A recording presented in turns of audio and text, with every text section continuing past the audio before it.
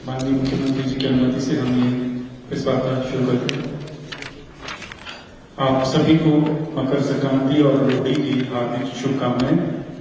आज के इस शुभ अवसर पर माननीय मुख्यमंत्री परम आदरणीय श्री सुखविंदर सिंह सुक्खू जी के मार्गदर्शन में वर्तमान सरकार की प्रथम कैबिनेट मीटिंग हुई है, जिसमें वर्तमान सरकार ने अपनी पहली गारंटी को पूरा करते हुए लाखों कर्मचारियों के सम्मान को बहाल किया है और ऐतिहासिक निर्णय लेते हुए ओपीएस को स्वीकृति दी है। इसी संबंध में माननीय मुख्यमंत्री महोदय अपनी बात रखने के लिए हम सबके मध्य उपस्थित हैं। हम स्वागत करते हैं माननीय मुख्यमंत्री महोदय श्री सुखविंदर सिंह सुक्खू जी का। हमारे मध्य उपस्थित माननीय उप मुख्यमंत्री श्री मुकेश अग्निहोत्री जी, माननीय स्वास्थ्य एवं परिवार कल्याण मंत्री कर्नल धनीराम शांडिल्य जी,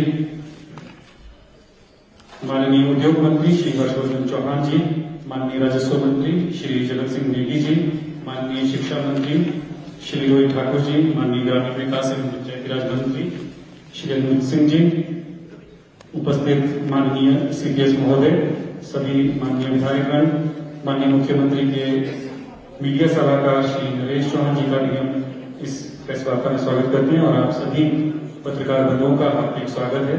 माननीय मुख्यमंत्री जी अपनी बात रखें उससे पहले हम अनुमति चाहेंगे। एक छोटा सा वीडियो चित्र सूचना एवं जनसंपर्क विभाग ने तैयार किया है, जो ओपीएस के लिए लंबा संघर्ष हुआ है उसे चंद मिनटों में पिरोने का प्रयास सूचना एवं जनसंपर्क विभाग ने किया है। प्रस्तुत है ये चित्र।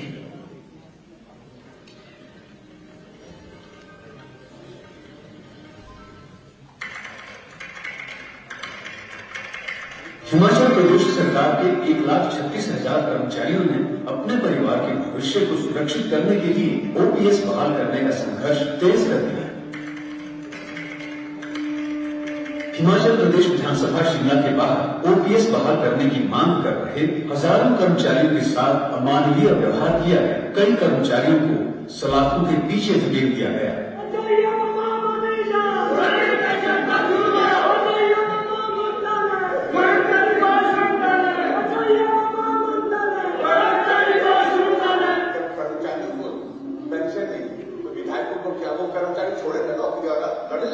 इसके बावजूद कर्मचारियों का ओपीएस के लिए संघर्ष थमा नहीं। 5 नवंबर सन 2022 कांग्रेस प्रतिज्ञा पत्र में ओपीएस बहाल करने का वायदा किया गया। मैं सुखविंदर सिंह सुक्खू ईश्वर की शपथ लेता हूं कि मैं विधि द्वारा स्थापित भारत के संविधान के प्रति सच्ची श्रद्धा और निष्ठा रखूंगा। मुख्यमंत्री श्री सुखविंदर सिंह सुक्खू की अध्यक्षता में प्रदेश सचिवालय में आयोजित प्रदेश मंत्रिमंडल की पहली बैठक में राज्य सरकार ने कर्मचारियों के लिए ओपीएस लागू करने का निर्णय लेकर अपना वायदा पूरा किया। लोहड़ी के पावन अवसर पर मुख्यमंत्री श्री सुखविंदर सिंह सुक्खू ने कर्मचारियों को सबसे बड़ी सौगात दी। प्रदेश सरकार के इस ऐतिहासिक फैसले से कर्मचारियों की सामाजिक और आर्थिक सुरक्षा बढ़ी है और अब वे सम्मानजनक जीवन यापन कर पाएंगे।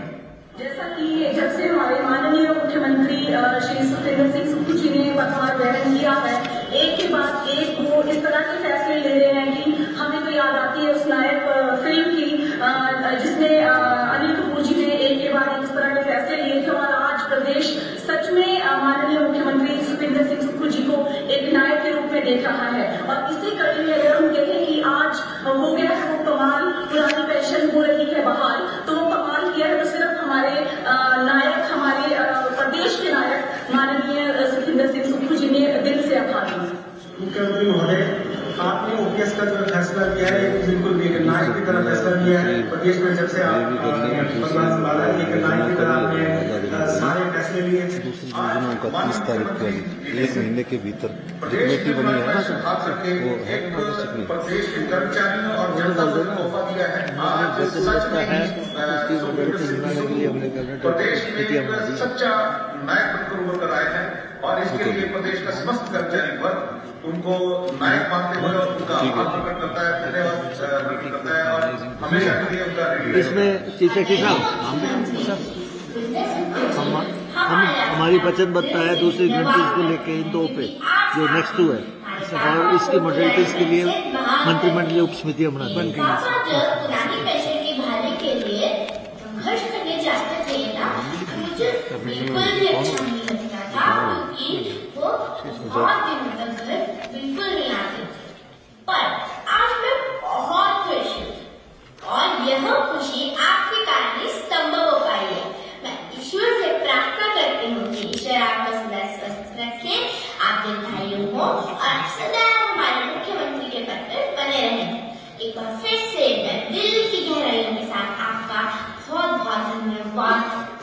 मैं रिटायर्ड प्रोफेसर प्रियाराम सैनी और मैं NPSC रिटायर हुआ हूँ और 2019 से रिटायर की है, रिटायरमेंट हुई है। तो मुझे जो है नाममात्र की पेंशन मिलती है और NPS की तरफ से जो है जो भी संघर्ष लड़ा गया मैंने जो है हिस्सा लिया है ताकि हमें जो है कि समाज सुरक्षा जो है मिल सके। मैं सरकार का बहुत धन्यवादी हूँ, माननीय हमारे मुख्यमंत्री सुख जी का, जिन्होंने हमारी जो पुरानी पेंशन को बहाल करने के लिए जो निर्णय लिया है, तो मैं सरकार का बहुत आभारी हूँ और आशा करता हूँ कि जो रिटायरी लोग हैं वो अपना जीवन जो है ठीक ढंग से यापन कर सके। मेरा नाम रीना शर्मा है, मैं गाँव बाड़ी जिला हमीरपुर से हूँ। मेरे पति सरकारी सेवा में कार्यरत है। आज माननीय मुख्यमंत्री श्री सुखविंदर सिंह सुक्खू जी ने पुरानी पेंशन योजना बहाल की है। पुरानी पेंशन योजना के लागू होने से मेरे पति की रिटायरमेंट के बाद मेरे परिवार का भविष्य सुरक्षित रहेगा। इसके लिए मैं माननीय मुख्यमंत्री श्री सुखविंदर सिंह सुक्खू जी का परिवार सहित कोटि कोटि धन्यवाद करती हूँ। मेरे पति सरकारी विभाग में कार्यरत हैं। रिटायरमेंट के बाद पेंशन का पहले कोई प्रावधान नहीं था, लेकिन अब कांग्रेस सरकार ने पुरानी पेंशन बहाल कर दी है, जिससे हमारा बुढ़ापे का जीवन सुरक्षित व सुखमय हो गया है। इसके लिए मैं माननीय मुख्यमंत्री हिमाचल प्रदेश श्री सुखविंदर सिंह सुक्खू जी का हार्दिक धन्यवाद करती हूँ। नमस्कार, मैं शिवानी शर्मा। मेरी माता जी सरकारी विभाग में नौकरी करते हैं। रिटायरमेंट के बाद पहले पेंशन का कोई प्रावधान नहीं था। अब वर्तमान कांग्रेस सरकार ने पुरानी पेंशन बहाल कर दी है, जिससे हमारी माता जी का जीवन सुरक्षित व सुखमय हो गया है। इसके लिए हम माननीय मुख्यमंत्री हिमाचल प्रदेश सुखविंदर सिंह सुक्खू जी का बहुत बहुत धन्यवाद करते हैं। सुख की सरकार, हिमाचल सरकार।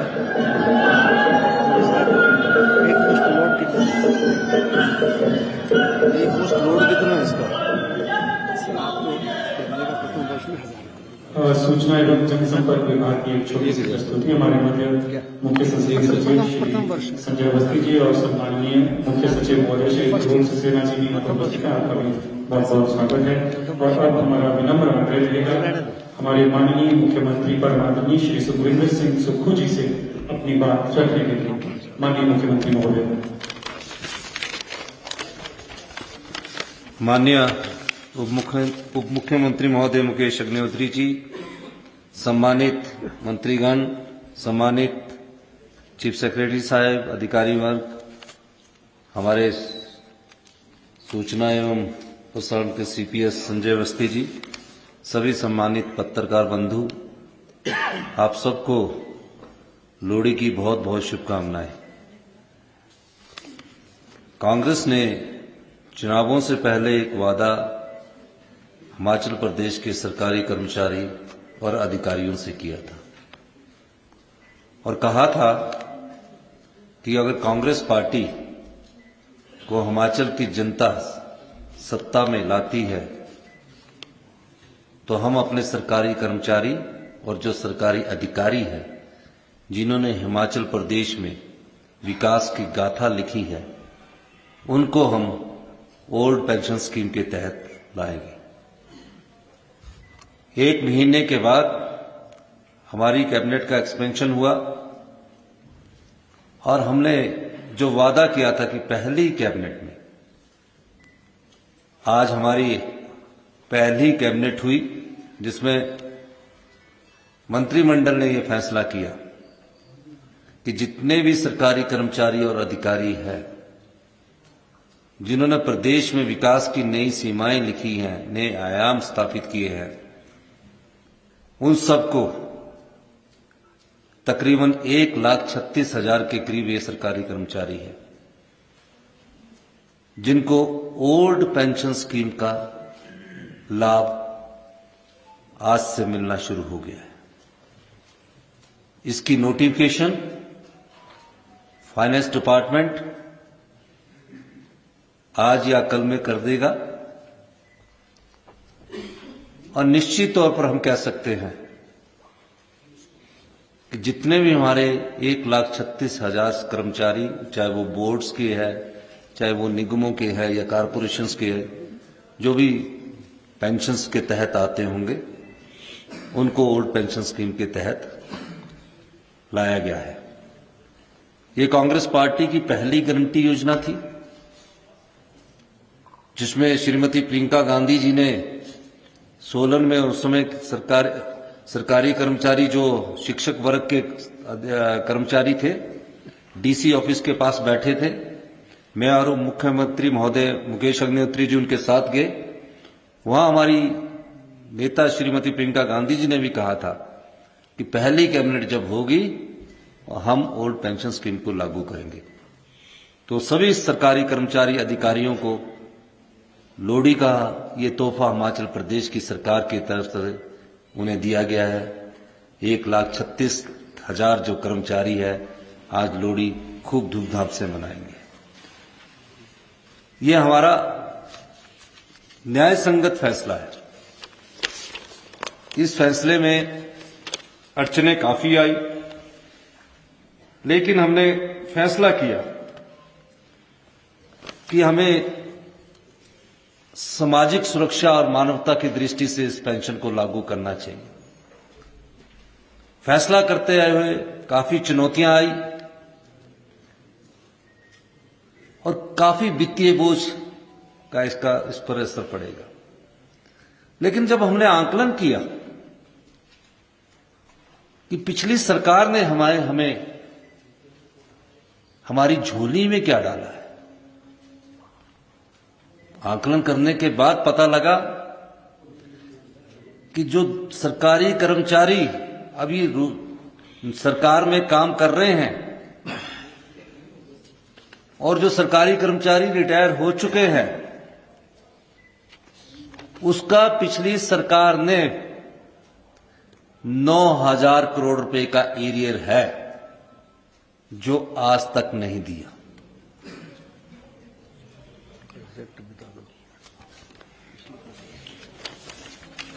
उसका एग्जैक्ट फिगर मैं आपको बताना चाहता हूं। जो नौकरी लगे हुए हैं 4,430 जो अभी नौकरी लगे हैं करोड़ का एरियर उनका पड़ा है। जो सैलरी का है, जो नौकरी लगे हैं अभी उनकी सैलरी का जो एरियर हिमाचल प्रदेश सरकार को देना है। पेंशन वाले जो सरकार में काम कर चुके हैं, रिटायरमेंट की जिंदगी जी रहे हैं, उनका 5,226 करोड़। और जो अभी 6th पे कमीशन लागू हुआ उसका डीए तकरीबन 1,000 करोड़ है। तो पिछली भारतीय जनता पार्टी की सरकार हमारी झोली में 11,000 करोड़ की अदायगी जो हमने अपने सरकारी कर्मचारियों को करनी है वो डालकर गई है। ये कैसी व्यवस्था थी कि सरकारी कर्मचारियों के एरियर को भी नहीं दिया गया, जो पेंशनर थे उनके एरियर को भी नहीं दिया गया, और किस प्रकार से गवर्नेंस करते रहे और किस प्रकार का प्रशासन चलाते रहे। बड़ा दुख होता है कि आपने 6th पे कमीशन तो लागू कर दिया, वो भी अंतिम साल में जब जाने वाले थे, और 1,000 करोड़ का डीए का एरियर हम पर छोड़ गए। यही नहीं, 900 के करीब संस्थान खोल दिए गए। अगर इन संस्थानों का खर्चा जोड़ दिया जाए, ये संस्थान कैसे खुले? 380 के करीब primary, middle, senior secondary school खोल दिए गए। 23 के करीब कॉलेज खोल दिए गए। एक लेक्चरर जो डेपुटेशन पर दूसरे कॉलेज से लाया गया, उसके सारे कॉलेज खोल दिए गए।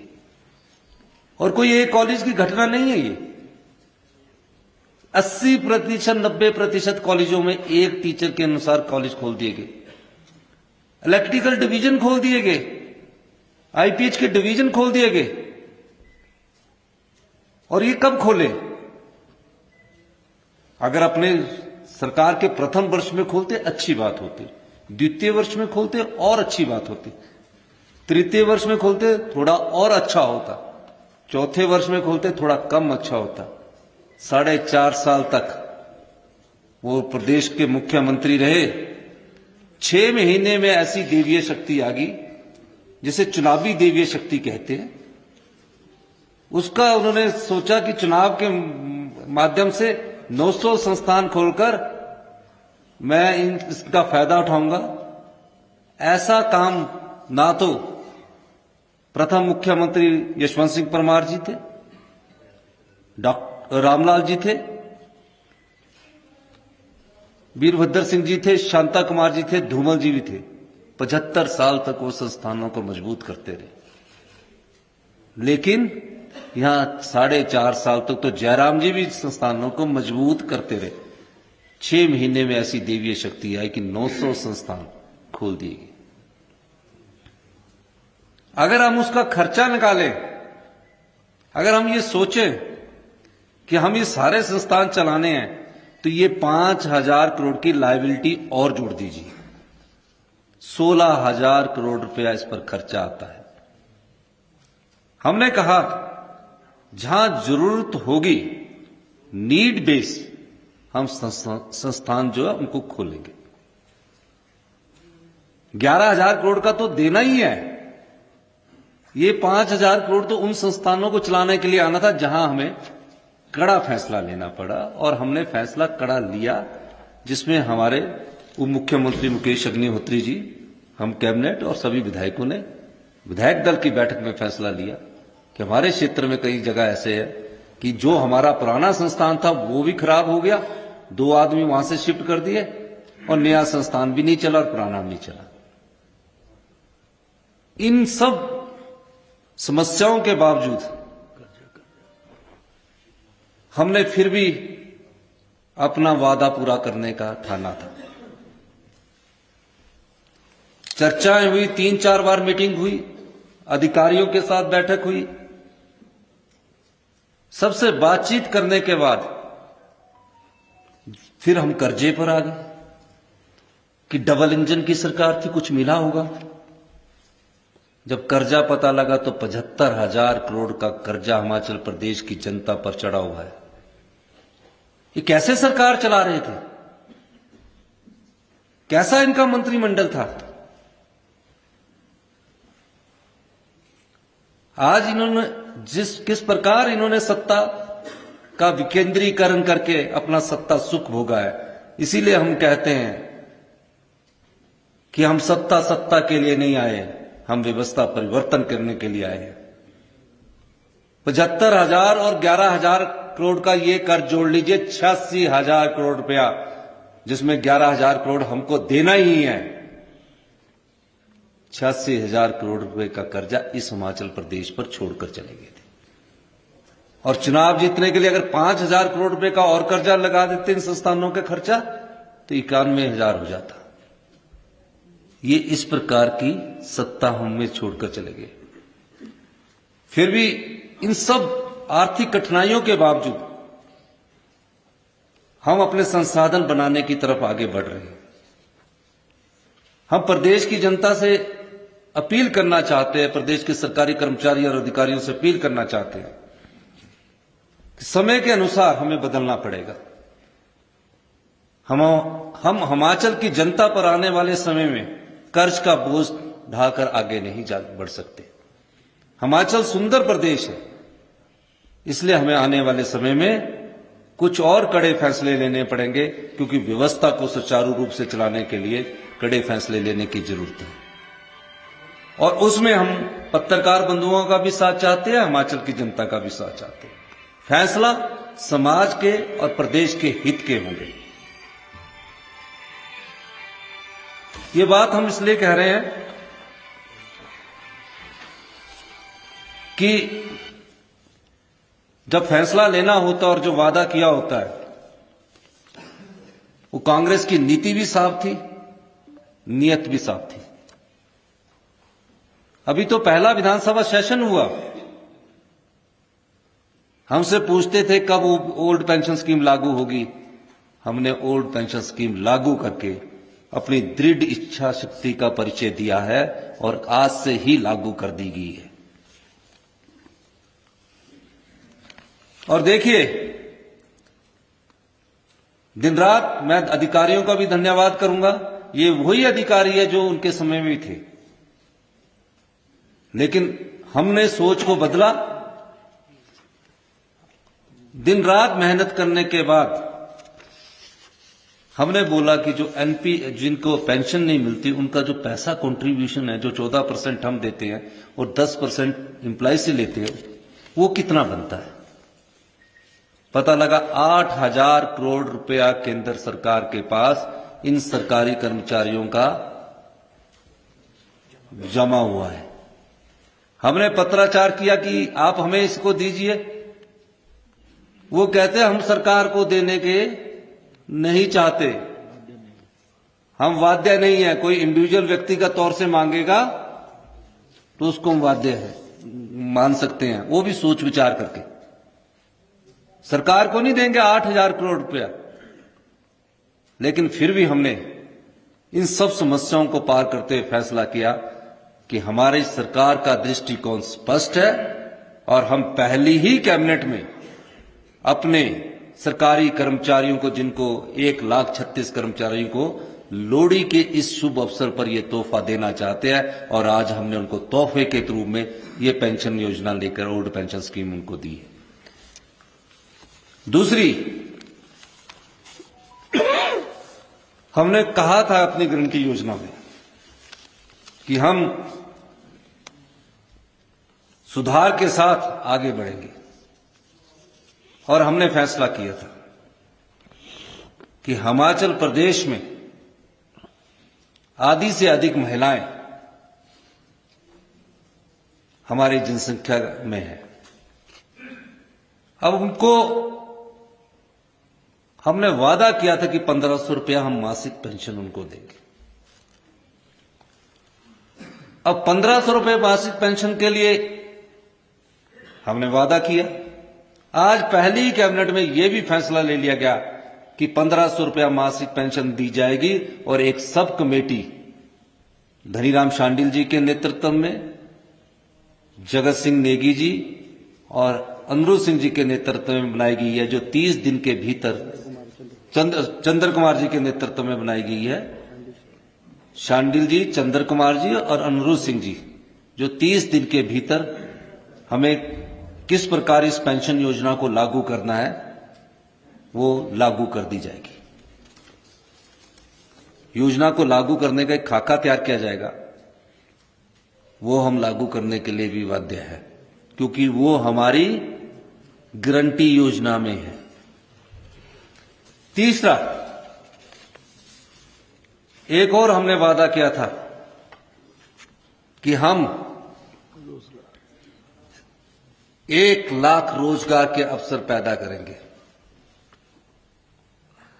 हमने आज ये फैसला किया कि हिमाचल में युवा दर बदर भटकता है, क्या कौन से ऐसे रोजगार के साधन पैदा किए जाएं सरकारी क्षेत्र में, उस दृष्टिकोण से हम आगे बढ़ने की कोशिश कर रहे हैं। हम वैसा रोजगार नहीं देना चाहते कि जहां पेपर पहले लीक हो जाता है, पेपर बिक जाता है और लोगों को रोजगार दे दिया जाता। हम ऐसा रोजगार देना चाहते हैं जहां पारदर्शी रोजगार नीति आए। इस दृष्टिकोण से भी हम कार्य कर रहे हैं और मेरिट को उपेक्षा न की जाए। इस दृष्टिकोण से हमने एक और कैबिनेट सब कमेटी का गठन किया है, जो श्री हर्षवर्धन चौहान जी, जगत नेगी जी और रोहित ठाकुर जी के नेतृत्व में 30 दिन के, यानी कि आज 13 है, 13 फरवरी तक कैबिनेट में अपनी रिपोर्ट को सबमिट करेगी।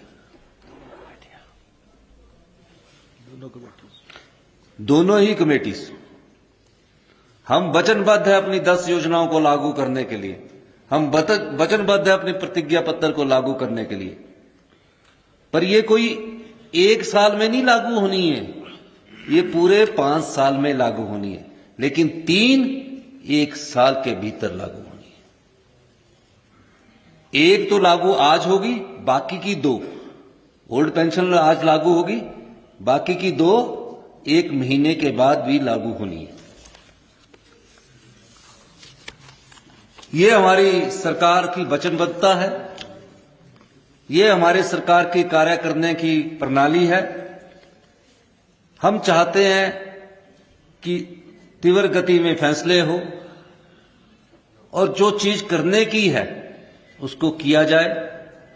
मैं अपने सभी अधिकारियों का भी धन्यवाद करना चाहूंगा कि दिन रात मेहनत करके कहां से क्या योजना लानी और कहां से रिसोर्स पैदा करने हैं, उस दृष्टिकोण से भी हमारी सरकार आगे बढ़ रही है। और हिमाचल की जनता को हम इस लोहड़ी के पर्व अवसर पर यह कहना चाहते हैं कि हम ईमानदार शासन और जानदार प्रशासन की ओर आगे बढ़ रहे हैं। हमारा लक्ष्य हिमाचल की जनता का सेवा करना है। इस दृष्टिकोण से हमने बार बार कहा है, हम सत्ता नहीं व्यवस्था परिवर्तन के लिए आए हैं। आपने मेरी बात सुनी, आपका बहुत बहुत धन्यवाद। वो तो जो भी ओल्ड पेंशन स्कीम को मानेगा उसको लागू कर दिया जाएगा, जब से भी।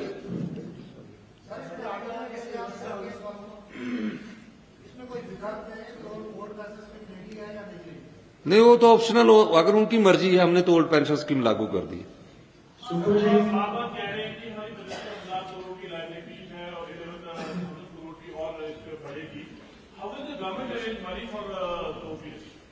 देखिए, चुनाव जीतने के लिए हम राजनीति तो नहीं करते ना। चुनाव से पहले भारतीय जनता पार्टी ने 7 रुपए डीजल के बैट से कटाए और हिमाचल प्रदेश में डीजल जो है सस्ता हो गया।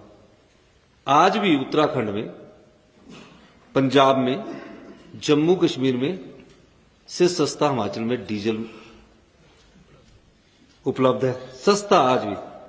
हमने 3 रुपए, 7 रुपए में से 3 रुपए बढ़ाए, वहां से हमने ओल्ड पेंशन स्कीम का इंतजाम किया।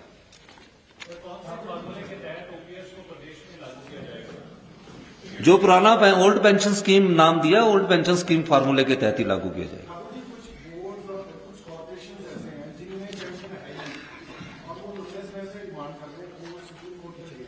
ऐसे बोर्ड और कारपोरेशन जब आएंगे तब उनके साथ बातचीत करके कर लिया जाएगा समस्या।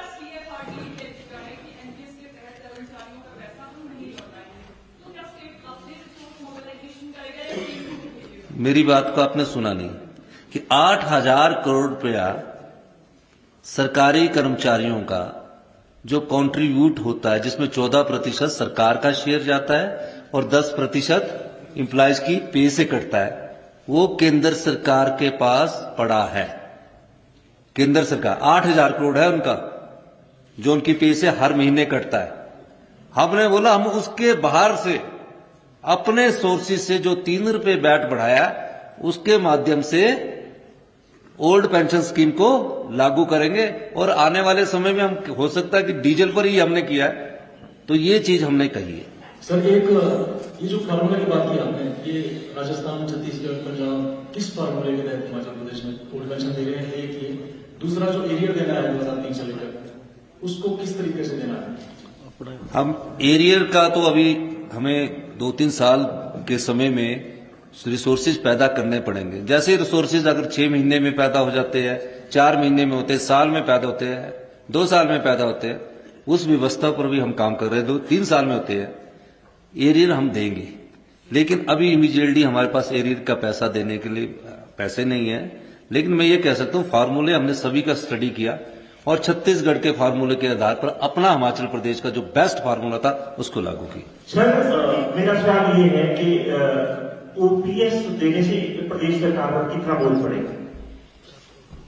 साल का मेरा ख्याल है कि अभी ओपीएस देने के लिए इस साल तो मेरे को 800-900 करोड़ करेगा, अगले साल आने वाले समय में ज्यादा बोझ पड़ता जाएगा। सर तीन क्वेरीज हैं छोटी छोटी, और क्वेरीज का मतलब सिर्फ इतना है कि जो मैसेज है वो आगे बिल्कुल क्लियर जाए। जैसे आपने कहा कि आज से लागू होगी ये ओल्ड पेंशन, तो इसका मतलब ये हुआ कि जो एनपीएस में हम कंट्रीब्यूशन दे रहे हैं उसको हम बंद कर रहे हैं, जो भारत सरकार में जा रही है। तो क्या उसका जो कॉर्पस है वो अलग बनेगा, क्रिएट होगा जो ओल्ड पेंशन देने के लिए? और दूसरी बात, जो 2003 से लेकर अब तक रिटायर हो चुके हैं, 12,000 या 13,000 के आसपास फिगर है, उनके पास क्या ऑप्शन है कि वो अपना पैसा अगर सरेंडर करना चाहें तो ओल्ड पेंशन मिल जाएगी? और तीसरा सवाल इसमें एक और है कि जो अभी लोग हैं उनका जीपीएफ अकाउंट कब से हम एक्टिवेट कर रहे हैं, जो प्रिवेंटिव सर्विस में? एक मैं आपने 3 सवाल पूछ लिए, क्वेरीज नहीं की, सवाल 3 पूछ लिए।